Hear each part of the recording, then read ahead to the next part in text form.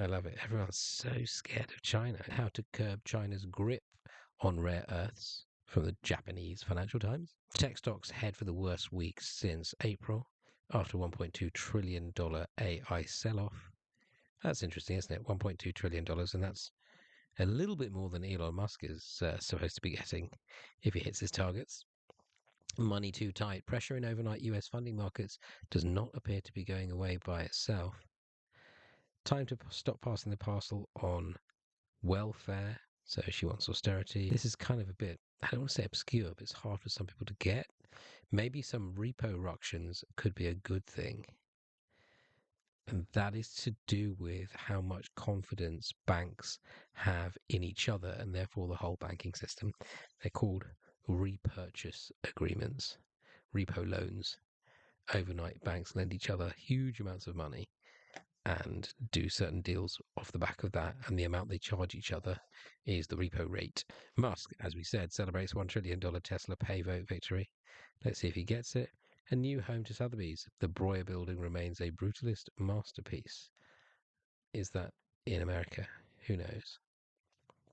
How to curb China's grip on rare earths. The world will need to band together and innovate to lessen Beijing's leverage.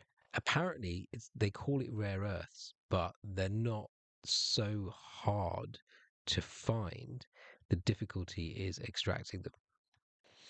As tensions with the West have intensified, Beijing has shown its readiness to weaponize its control over rare earths.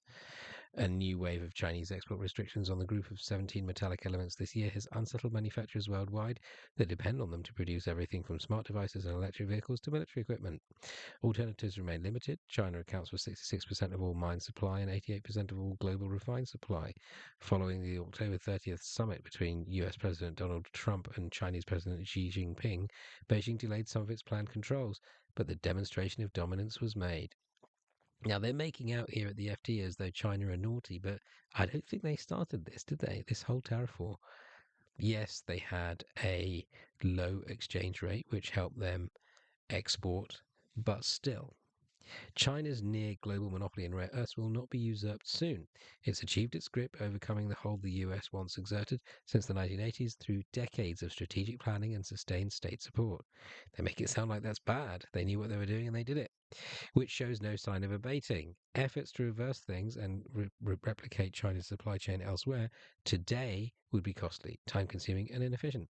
Still, given Beijing's power over essential industrial production and its willingness to leverage it, nations have no option but to develop buffers and diversify their suppliers. So they're effectively treating Beijing like Russia, with Russian gas. Beijing's curbs have already prompted action at the national and regional level. This year, the Trump administration has signed deals with several countries to secure supplies and invested in domestic miner MP materials, while also guaranteeing a price floor for some of the company's production.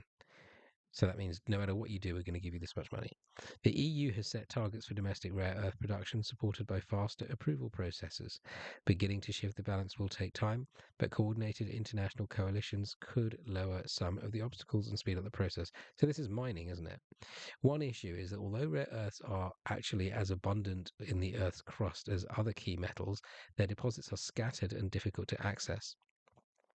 China holds nearly half the world's known reserves. Brazil, India, Australia, and Vietnam account for around 40%. The US has just 2%. Mining also involves heavy upfront capital expenditure and faces volatile prices.